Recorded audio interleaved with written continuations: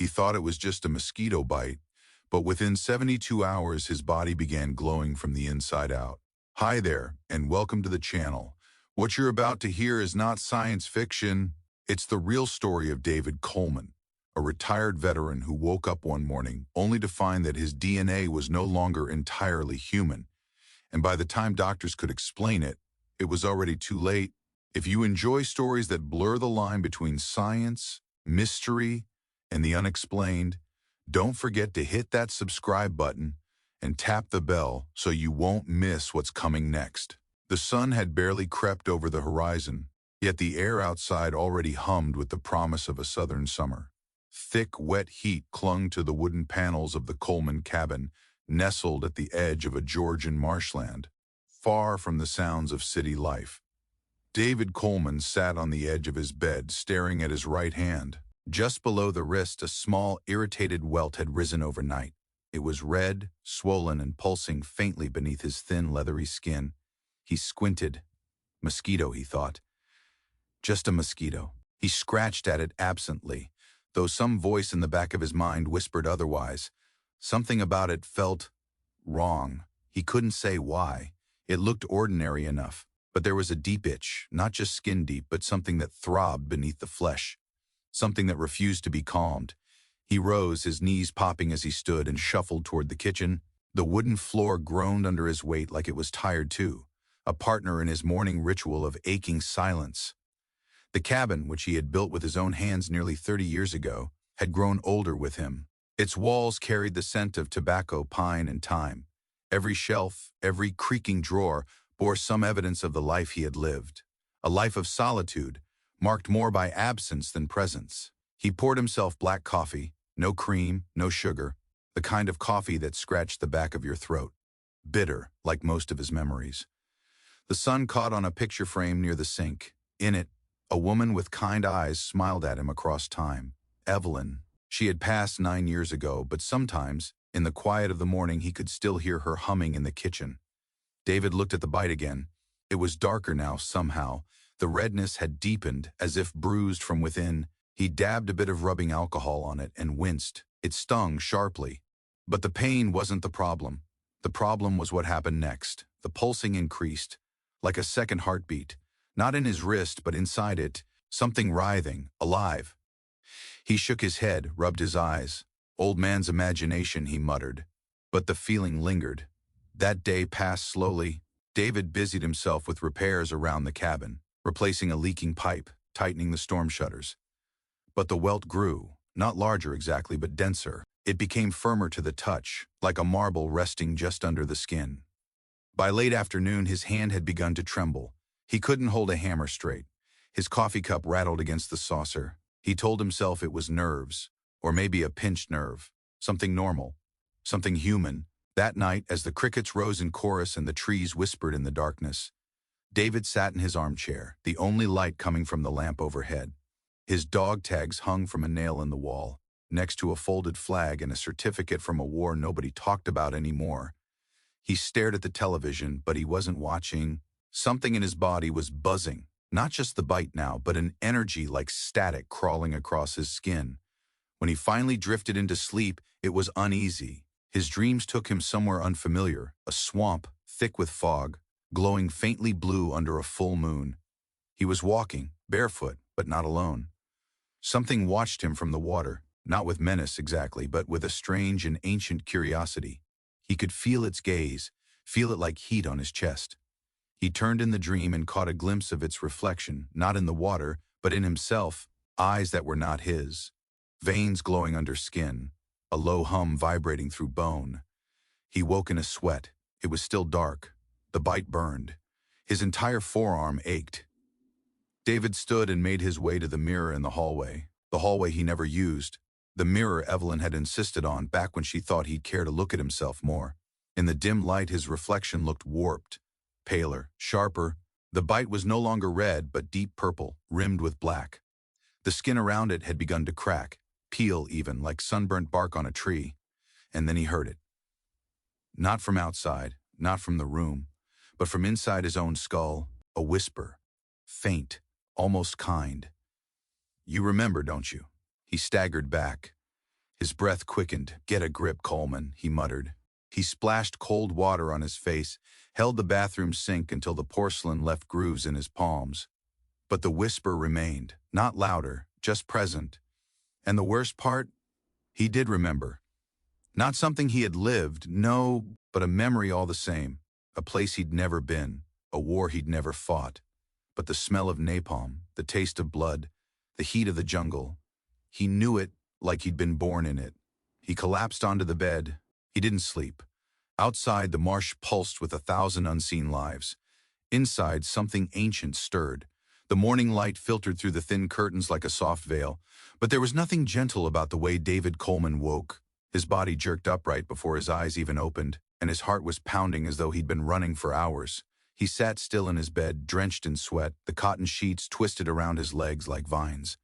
The whisper was gone now, but the sensation it left behind, an eerie stillness in the space where his thoughts should have been, remained. He looked down at his arm. The bite had changed. The once simple welt was now a raised mass of dark, bruised flesh, its surface cracked like dried earth. It wasn't round anymore, not circular like a normal insect bite. It had taken on an irregular, jagged shape, almost organic, like the pattern of tree bark or the scales of something ancient and alive. David touched it with trembling fingers. The skin felt hard, unnaturally firm, and warm to the touch, warmer than it should be. He pressed gently. Pain shot up his arm like an electric jolt. Not the sting of broken skin, but something deeper, something foreign. He staggered to the sink, splashing water on his face, hoping to shake off the feeling. But the reflection that stared back at him was unfamiliar. His face was pallid, the whites of his eyes tinged faintly with yellow, and a thin line of sweat had formed along his hairline. His pupils, they looked wider, darker, more alert than they should have been. The reflection blinked a second too slow. He turned away quickly, breathing through his nose, trying to suppress the panic rising in his chest. "I just need to eat," he thought. "I'm probably just dehydrated. Low blood sugar. Lack of sleep." He fixed himself a plate of eggs, bacon, and toast. The familiar ritual helped a little. The sizzle of the pan, the smell of fat and butter, it grounded him, at least for a moment. But as he sat down at the small kitchen table, he realized he couldn't feel hunger. The food looked the same, smelled the same, but the desire, the craving, it was absent. He forced himself to eat anyway, chewing slowly, more out of habit than need. The texture of the eggs turned rubbery in his mouth, the bacon too oily. He swallowed without satisfaction, as if the act itself was disconnected from any real purpose. When he stood up to wash the plate, he noticed something else. His hands, particularly the right one, had begun to tremble. The fine motor control he'd always taken for granted, honed over years of fixing engines and building furniture, was faltering. The plate slipped slightly in his grasp, and he had to steady it with both hands to avoid dropping it. A spike of fear pierced through the fog in his mind. This wasn't a fever. It wasn't a flu. Something was changing. He walked to his desk drawer, pulled out a small spiral notepad and a pencil, and began to record his symptoms. Day 2, and skin at bite site hardening. And color, deep purple to black. And shape, irregular, non-circular. No feed in deep intermittent throbbing. Untremors in right hand. Lack of appetite. When vivid dreams. Auditory hallucination, single whisper brief. No fever. No rash elsewhere. No swelling in lymph nodes. He paused, then underlined the word hallucination twice. It felt strange to write it. It felt dishonest, like he was minimizing something he couldn't explain. Later that afternoon, he drove into town, reluctantly. The roads were long and lined with trees that cast dappled shadows across the gravel, the air still and heavy with the scent of pine sap and sunburnt grass. The local clinic was quiet, small, the kind of place where everyone knew everyone else's business. But David didn't have the luxury of pride anymore. He walked in and sat down on the vinyl chair, waiting without registering the magazines on the table or the ticking clock on the wall. After 20 minutes, a nurse called his name. He followed her into the exam room, blinking against the fluorescent lights. Dr. Howard, a man in his 50s with soft features and a calming voice, examined the bite. He said after a long pause. "When did this start?" "Yesterday morning," David said, keeping his voice even. Dr. Howard frowned. "It's certainly not a typical reaction. Might be an allergic response or possibly a venomous insect. We'll try an antihistamine, maybe a steroid cream." David nodded, but his gut told him it was useless. The doctor continued, "You been having any other symptoms?" David hesitated. Fatigue, night sweats, no appetite. He didn't mention the dreams, or the tremors, or the voice. Not yet. Dr. Howard handed him a prescription slip and told him to monitor the site. If it spreads, or if you develop a fever, come back immediately. David thanked him. But as he left the clinic, he already knew he wouldn't be coming back. By the time he returned home, the sun was beginning to set. The marsh outside his property glowed gold, the water reflecting sky like molten metal. Dragonflies darted through the air, and frogs began their nightly song. Inside, David stripped off his shirt and sat in front of the mirror again. The mark on his arm had grown. What was once a small patch now extended past the elbow. The skin was visibly textured now, the pattern beneath it shifting ever so slightly when he moved. He leaned closer. It shimmered, not with light but with depth, like layers of translucent flesh beneath the surface, pulsing to a rhythm that was not his own. He reached for a flashlight, shining it directly on the skin. It reacted. The shimmer increased, and then, for the briefest moment, he could see beneath it, not bone, not muscle, something else, tendril-like, threaded, a network that glowed faintly green under the light. David dropped the flashlight and staggered backward, breathing hard. This wasn't just transformation, it was integration. Something was being built inside him, or awakened. And still, he felt no fever, no dizziness, just the strange sense that his body was preparing for something beyond him. That night he didn't dream, but he didn't sleep either. He lay in bed, eyes wide, listening to the rhythm of the marsh, the same rhythm that now pulsed beneath his skin. Sleep had become a formality. David closed his eyes only because his body demanded it, not because rest followed. And when it came, if it came, it never stayed long. That night, the line between dream and memory collapsed entirely. It began in a jungle. Not the pine-lined, cricket-laced woods of Georgia, but something older, wilder. The air was thick and wet, and the ground steamed beneath bare feet. A red sun loomed above the canopy, barely visible through the tangle of vines. He wasn't alone. Men moved through the trees around him, but their faces were not American. They spoke in short, clipped syllables. Vietnamese, perhaps, though he had never studied the language. Yet somehow David understood every word, orders, positions, names, as though he'd known them for years. In the dream, he carried a rifle. The wood was worn smooth where hands had held it over time. His uniform was damp, torn. There was blood on his sleeve. Not his. The sound of distant choppers echoed through the trees, but none of the men flinched. They moved like shadows, trained, determined. David followed, not because he chose to, but because he had no other choice. His body moved with a muscle memory he didn't own. They reached a clearing. At its center stood a pool of water, ringed by ancient stones covered in moss. The water wasn't still. It shimmered with a faint, pulsing light, not white, not yellow. Something between green and silver. It was alive. The other stopped at the edge. David kept walking. In the reflection, he didn't see himself. He saw a face, his face, but younger, harder, eyes narrowed with knowledge he didn't remember acquiring. The reflection blinked. David did not. Then the voice returned. Not a whisper this time. A vibration felt through the spine more than heard through the ears. We have waited. You remember. His knees buckled. The pool rippled outward and something began to rise, slowly, like oil bubbling to the surface of water. A shape, humanoid almost. But not. Its limbs were too long, its surface too smooth. It had no face, yet its gaze burned into him. David tried to step back, but the vines at the edge of the pool coiled around his ankles. Not aggressively, curiously, like a child tugging at a sleeve. You carry the lock, we carry the key. His heart raced, the jungle spun. The other men were gone. Only the being remained in the reflection that was not his own. He woke with a gasp. Cold sweat soaked his sheets. His chest rose and fell with the panicked rhythm of someone caught between two realities. It was still dark. The room felt too still, as though the world itself was holding its breath. Outside, the usual chorus of frogs and insects had vanished.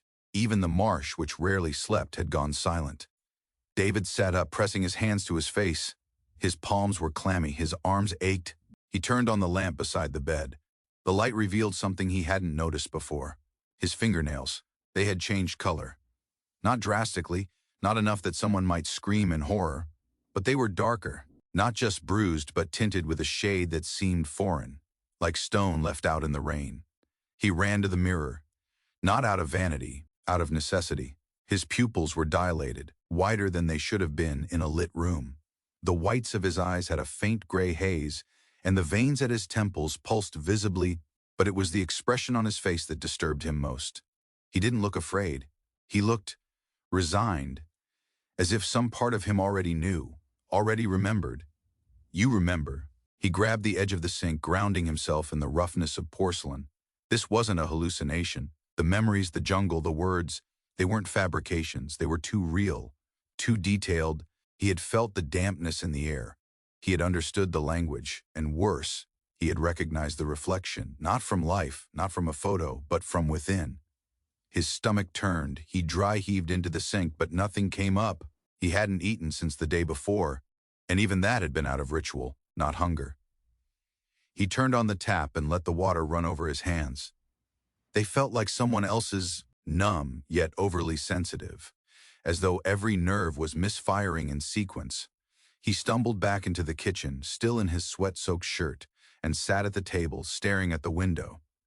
The marsh beyond was cloaked in shadow, but in his mind it was glowing, just like the pool in his dream. He needed answers, and not from any local doctor. He needed someone who dealt with the unexplainable.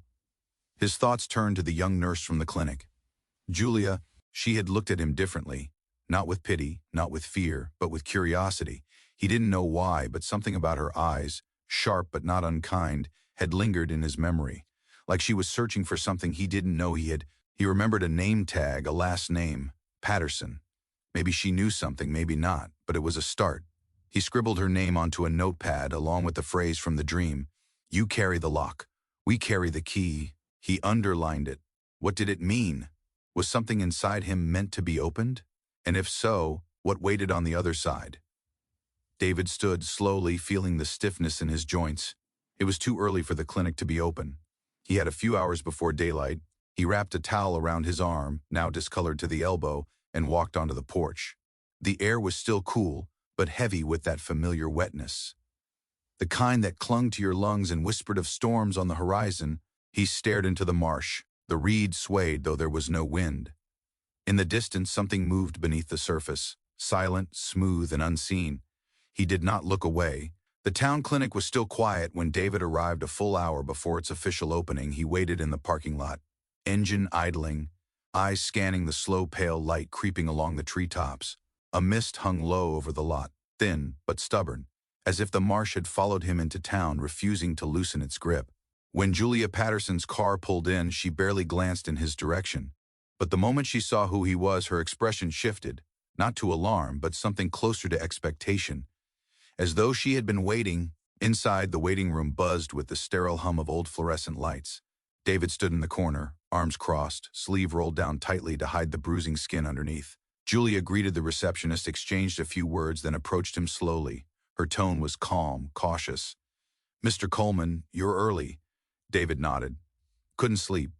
She gave a brief smile. "Neither could I."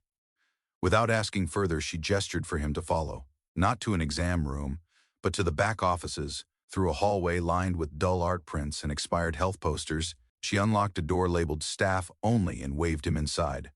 The room was small, more like a break room than a lab. A single desk, a bookshelf cluttered with manuals, and a laptop with cracked casing sat next to a box of unused face masks.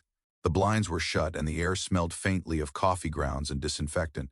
Julia closed the door and turned to face him, arms folded. "You're not here for a follow-up, are you?" David hesitated. Then he pulled up his sleeve. What was once a bruise was now something else entirely. The skin had darkened to near obsidian. Veins spiderwebbed outward, not in natural patterns, but geometric ones. Angular, symmetrical, almost intentional. The discoloration pulsed faintly in the fluorescent light. Julia didn't gasp. She didn't recoil. Instead, she stepped closer and examined it like she had expected worse. "How long has it been like this?" 3 days since the bite. Symptoms? Loss of appetite, no fever, tremors, vivid dreams, foreign memories, Language I've never spoken but somehow understand. Julia nodded slowly, her brow furrowing, not in confusion but in concentration. Do you know what you're dealing with? He asked.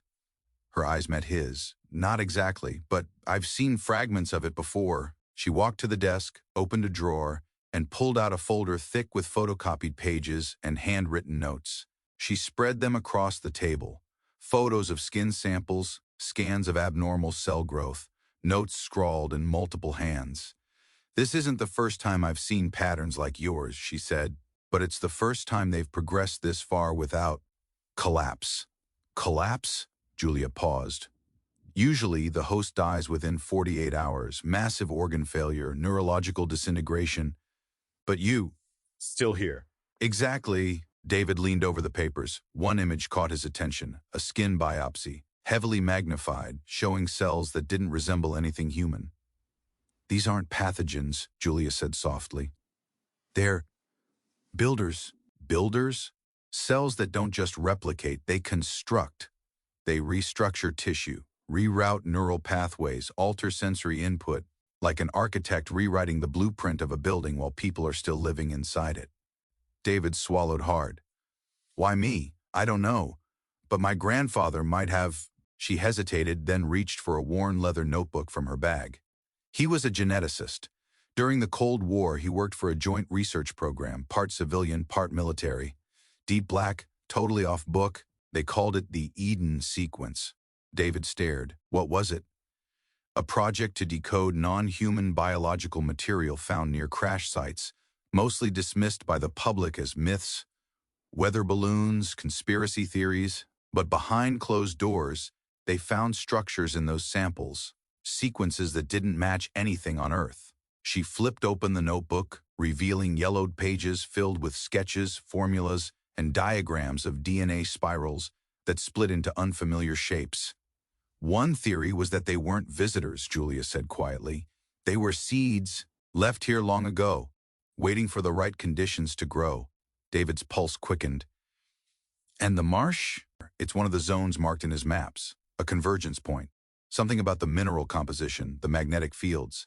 He believed these seeds, whatever they are, were activated under very specific environmental triggers. David sat down, suddenly tired. He felt the truth in her words, not just in logic, but in the aching memory behind his eyes. That jungle, that pool, that being without a face. They're not just rewriting my body, he said. They're rewriting my mind. Julia nodded. Because they need you to remember something. Silence settled. David turned his gaze to the window where the morning light had just begun to break through the fog. The trees looked still, but he could feel the marsh calling, not in sound but in gravity. A pull beneath the surface of his skin. Why now, he asked. If this thing's been dormant for decades, why activate it now? Julia opened her laptop. On the screen was a map, satellite images of the southeastern seaboard, overlaid with data patterns. There's been a spike, she said, over the last 6 months. Gamma fluctuations, unexplained magnetic pulses, something stirring. And you're not the only one reacting. David felt the hairs on his neck rise. How many others? We don't know. But one thing's certain, whatever's waking up, it started with you. He rose, suddenly restless. They're not just memories, he whispered. They're instructions. He pulled down his sleeve, hiding the shifting map beneath his skin. I need to go back. To the marsh? He nodded. It's not done with me yet. Julia hesitated. You can't go alone. David met her eyes. Then come with me. The wheels of David's truck rolled slowly over the gravel road, each crack of stone beneath the tires a dull echo of the pulse in his arm.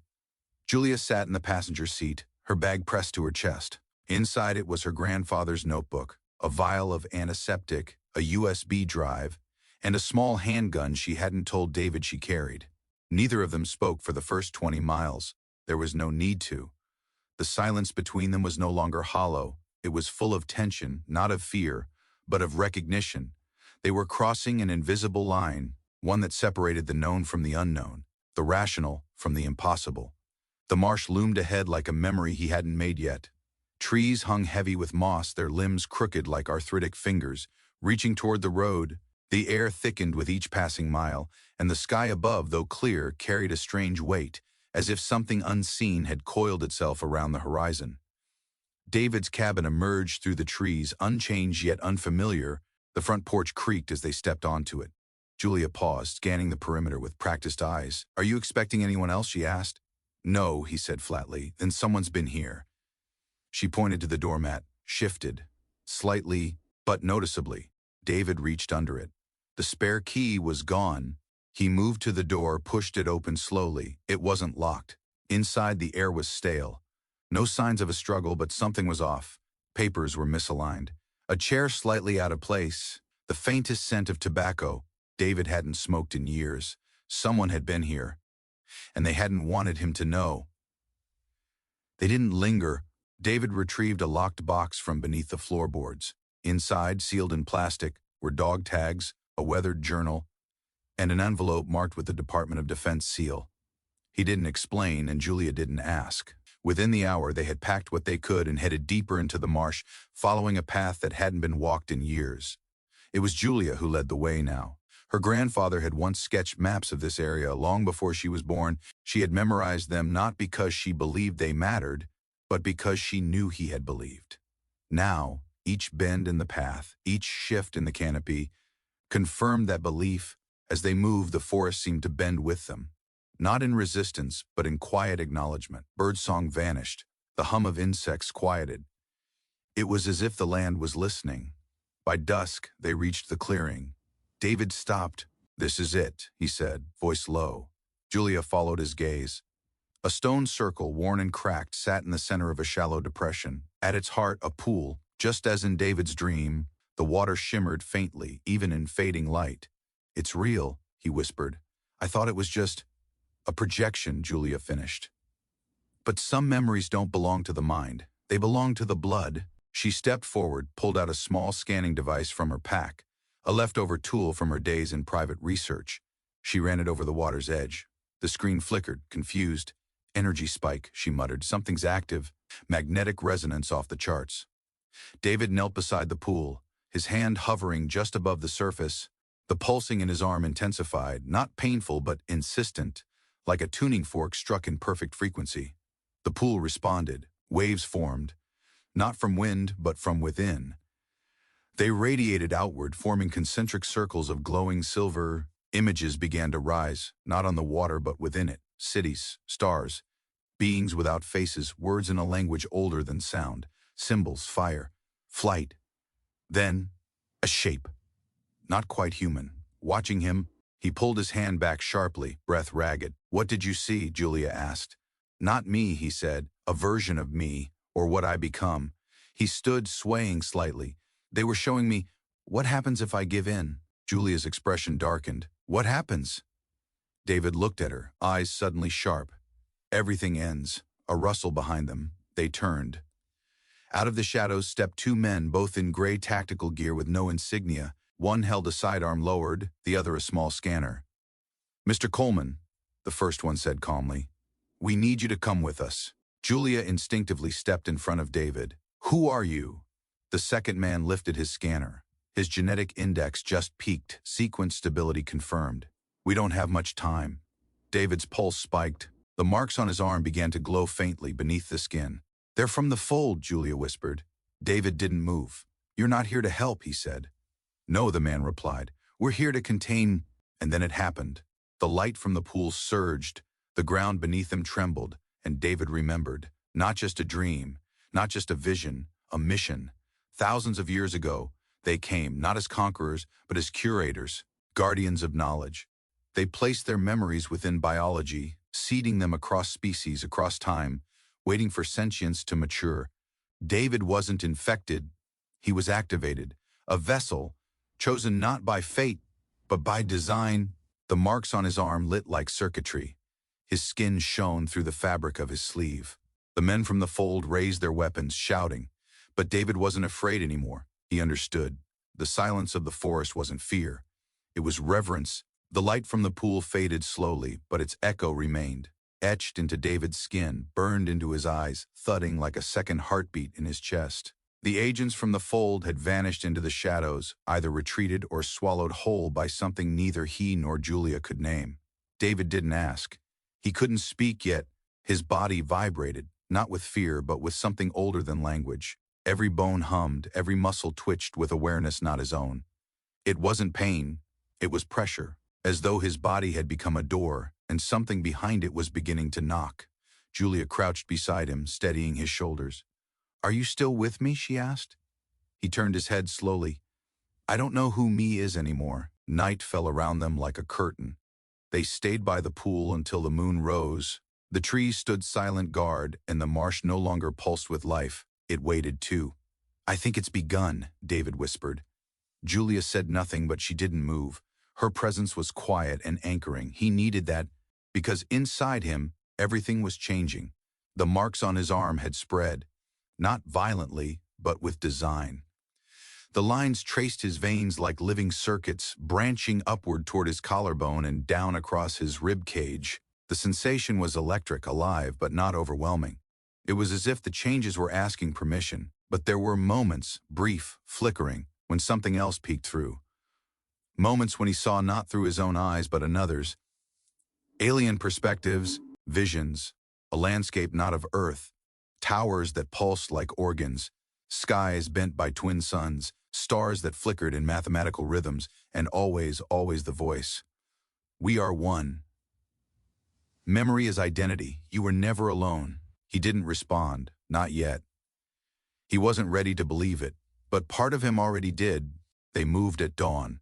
Julia packed what little they carried and led him back toward the cabin. They didn't speak much. David's strength was returning, but so was something else.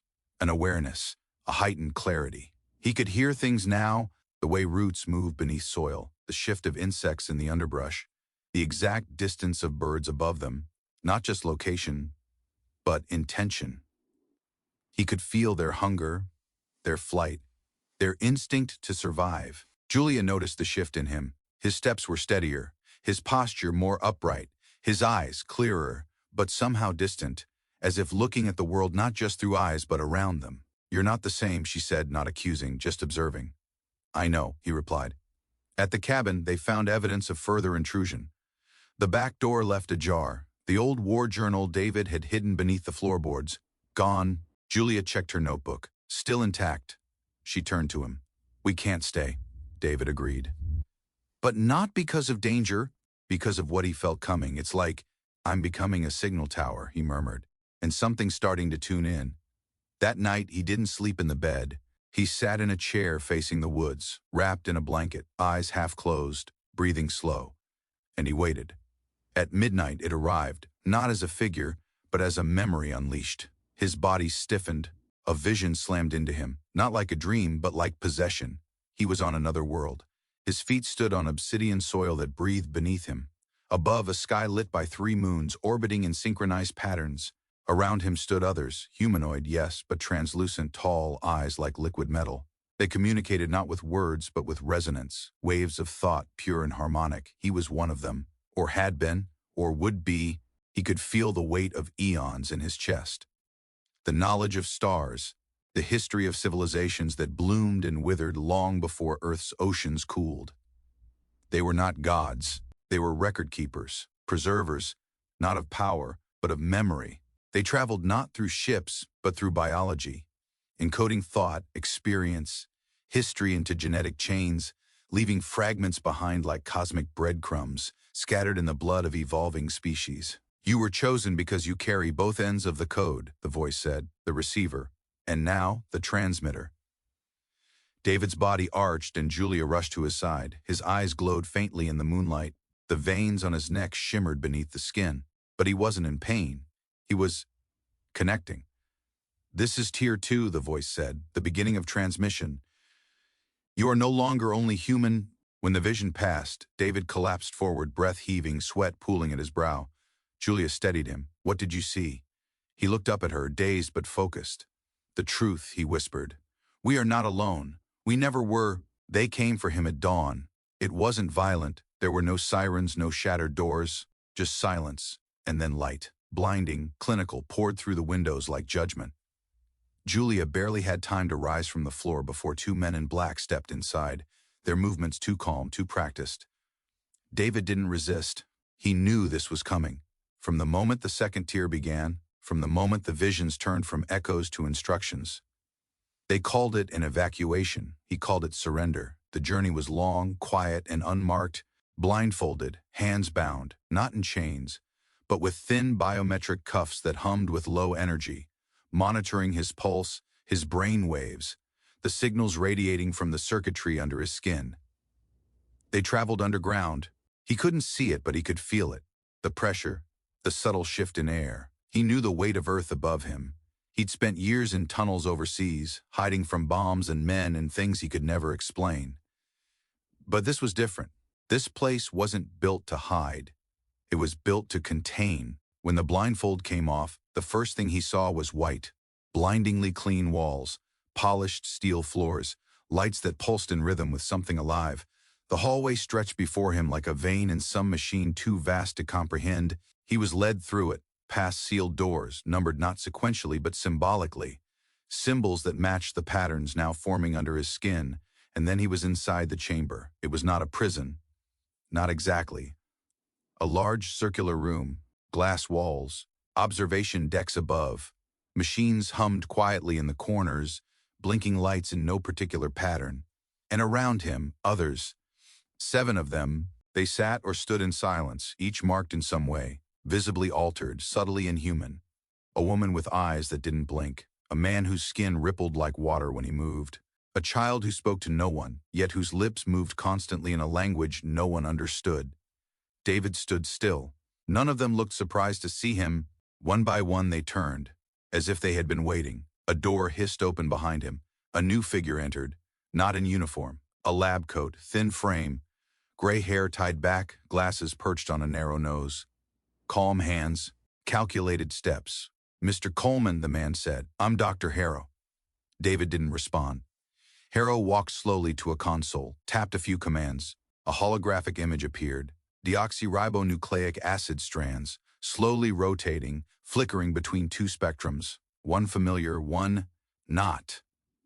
"We've been monitoring individuals like you for over 40 years, Harrow said. But you're the first to achieve Tier 2 with stable consciousness." David turned slightly. "So what are the others?" Harrow paused. "Failures, or early models. They carry the code, but not the capacity. You, however, was chosen." "Not by us," Harrow replied. "By the memory." He moved closer, voice calm but curious. "Do you know what you are?" David stared at the others in the chamber. "No," he said, "but I know what I'm not. I'm not yours." The lights dimmed. Harrow seemed unbothered. "Mr. Coleman, you've become a transmission beacon. You're emitting a sequence, acoustic, electromagnetic, cellular. It's waking others. We've tracked 6 new candidates in the last 72 hours. If we don't contain the signal, you'll lose control." Harrow finally smiled. "Control is never what we seek. Continuity is." David took a slow breath. "You're not trying to stop it, you're trying to complete it." Harrow nodded once. "Of course. The fold was never designed to suppress, only to guide. What you carry is too valuable to be ignored. Memory is the only true weapon." He gestured to the others. "These are the fragments. You are the key." David felt the pulse again in his spine. The circuitry under his skin flared gently, visible beneath his collarbone now. "What do you want from me?" he asked.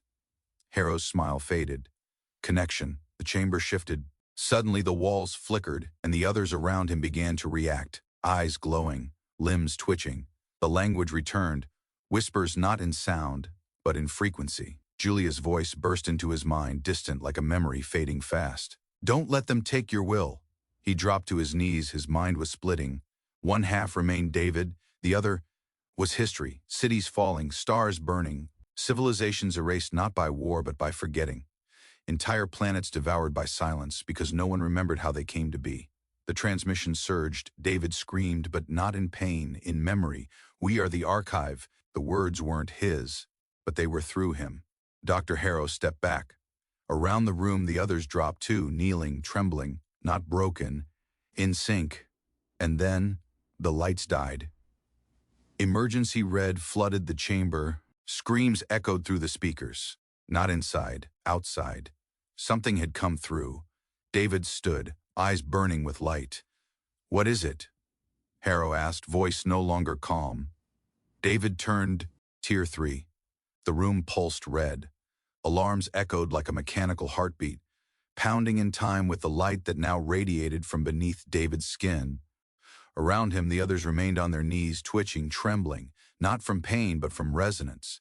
They were receiving something, a signal, a call. But David, he stood. The surge inside him had plateaued into a terrifying stillness. It was no longer a question of if the transformation would complete. It was when he would allow it. Behind the glass, Dr. Harrow shouted orders. Guards rushed past the control deck. The security grid failed to respond. Every system within the chamber, biometric locks, neural dampeners, even lighting, was collapsing, one by one, as if the place was being peeled open from the inside, and David felt it. The mind behind the archive, not just memory, but intention. The voice returned, not in English, not in sound. It came as emotion, layered thought, ancestral urgency. It is time. One must bear the full transmission. One must open. His knees buckled. Flashes of memory, of stars, of screams, of ancient cities reduced to sand by forgetting, flooded his mind. He was a soldier again, not of any war fought by men, but of remembrance, a keeper of continuity, a vessel. But then, another voice. Softer, smaller, familiar, Julia. He saw her face not in light, but in memory. Her hand on his shoulder, her breath in the marsh air. If you forget yourself, nothing is worth remembering. The archive demanded continuity, but continuity without conscience was repetition, a loop, a cage. And David saw it, all of it. This had happened before, other vessels, other worlds. Each time the archive awoke, it selected one, infused them with knowledge, power, purpose, but always the cycle ended the same, collapse. Because memory alone wasn't salvation. It was the application of it, and that required something more than code, more than data. It required choice. David looked down at his hands, veins lit like circuitry, bones humming. He could feel the third tier swelling in his chest like a tide behind a dam. One command, one allowance, and it would release. He would become more than human, but less than David. He turned to the chamber wall. Dr. Harrow watched with wide eyes. Sweat streamed down his face. His hands trembled as he reached for the intercom. Coleman, don't fight it. You were built for this. It's not an infection, it's an evolution. This is what your species was meant to become. David's voice was calm, level, painfully human. No, he said. It's what you want it to become. He looked around at the others, the failed vessels. They were trembling not from weakness but confusion. No one had ever given them the option to refuse. David stepped to the center of the chamber. He knelt, and for the first time he spoke to the archive, not with his voice, but with his will. I remember. I accept. But I choose to stay. A pause, silence, and then pain, real pain. The circuitry in his body flared like wildfire. Every nerve burned. The air thickened. His heart raced to a near-lethal rhythm. He felt the archive push back, confused, then resisting. But he held, not with anger, with purpose. I am not a transmission tower. I am not a memory card. I am a man. And that has to mean something. The pulse faltered. Sparks shot through the glass walls. Above, the lights shattered. Screams rang out in the observation deck. David's body convulsed, light pouring from his mouth, his eyes, his chest. And then, stillness. The lights flickered, then died. The alarm fell silent. The room went dark, and in that darkness, the others stood, one by one. They weren't shaking anymore. They weren't receiving. They were remembering. But this time, as themselves. David lay on the floor, breath shallow. The marks on his skin faded. The light in his veins dimmed. The archive was still there, but dormant. Not dead. It had been given a boundary. It had been told no, and it had listened. The door hissed open. Julia ran in, breathless, face streaked with tears and grime. She dropped to her knees beside him. David, she whispered, are you? He opened his eyes slowly and smiled. Tired, he said, but still me. She laughed, soft, shaky. You stopped it? He nodded. Not stopped, redirected. He reached up, touched her cheek. It's not about carrying the past, he murmured. It's about choosing what we do with it. She helped him up. The others watched, silent. Outside the facility, the marsh waited, unchanged. But David knew it now. The future wasn't written in DNA or stars. It was written in choice. And for the first time in ages, he was free. 27 years later, the marsh was still. Time had not changed its rhythm. The reeds still swayed to winds no one felt. The waters still reflected skies more deeply than any mirror. But beneath its surface, something slept, not buried, not hidden, simply waiting. Julia Patterson walked along the overgrown trail with the quiet grace of someone who had learned how to listen. Her silver hair was pulled back in a braid, her hands gloved in soft leather, not for protection but for memory. In her arms, she held a small notebook. The same notebook her grandfather had kept, the same one David had touched before everything changed. She paused at the edge of the clearing. The stone circle remained, moss now thick along its cracks. But the pool was dry. Only a shallow basin of smooth black stone remained, cool despite the heat of the southern afternoon. A boy stood nearby. No older than 16, he wore a quiet expression, thoughtful, still. His eyes were not quite brown, not quite green. They shimmered faintly in the light like a reflection of something unseen. "Why here?" he asked, without turning. Julia smiled softly. "Because this is where it ended," she said. "And where it began." The boy stepped forward, crouched beside the basin. "I don't remember him," he said. "Not really." Julia nodded. "You were just a baby." He glanced back at her. "But I feel like I do." She said nothing. Some things were better left unconfirmed, or perhaps not needing confirmation. She opened the notebook, flipped to a page that had yellowed with time, the ink faded but legible. David Coleman's final entry. A single sentence. "Memory is not meant to be preserved, it is meant to be passed on." The boy read it quietly, then stood. "Do you think it's still in me?" Julia looked up at him, at the way he stood, not like a teenager but like something older, wearing youth-like clothing that didn't quite fit. "I think part of him is," she said, "but more importantly, I think all of you is." He looked at his hands. "No glow," he said. "No visions, no voices." "Not yet," she replied. "Maybe never." He turned back toward the path. "Is that good?"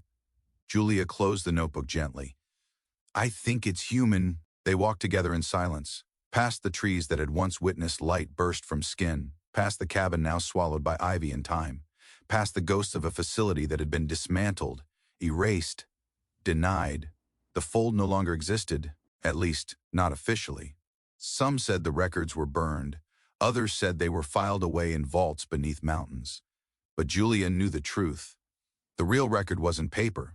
It was DNA, and in the boy walking beside her, that record lived on.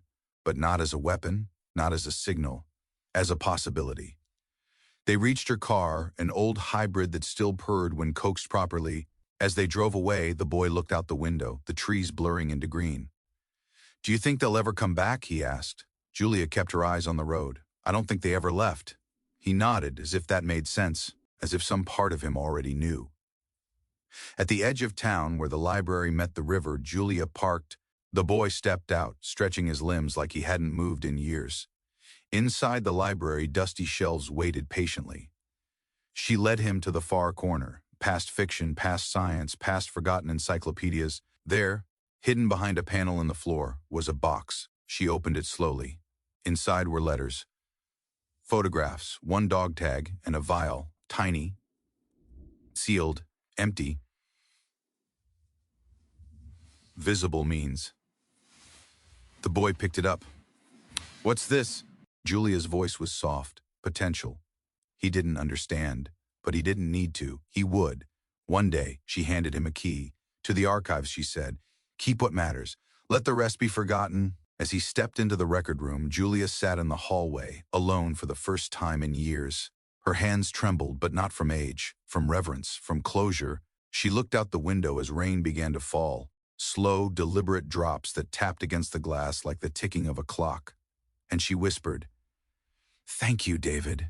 In the marsh, under the reeds, far below the stone circle, the earth pulsed once, softly, rhythmically, not a warning, not a threat, just a reminder. We remember.